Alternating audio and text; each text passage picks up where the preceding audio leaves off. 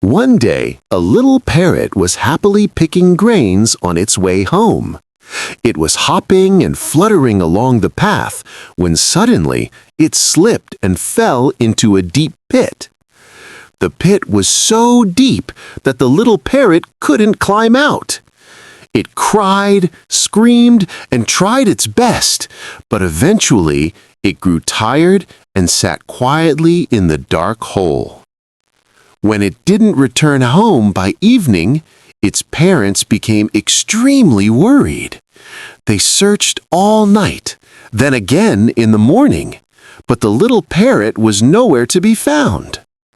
After 2 whole days of searching, all the relatives and nearby parrots gathered in the yard of its home to mourn.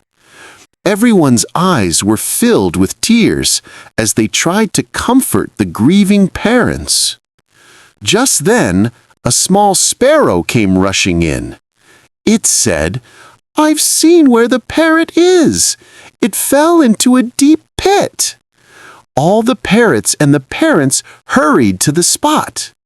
There they found the little parrot, weak, hungry, and scared.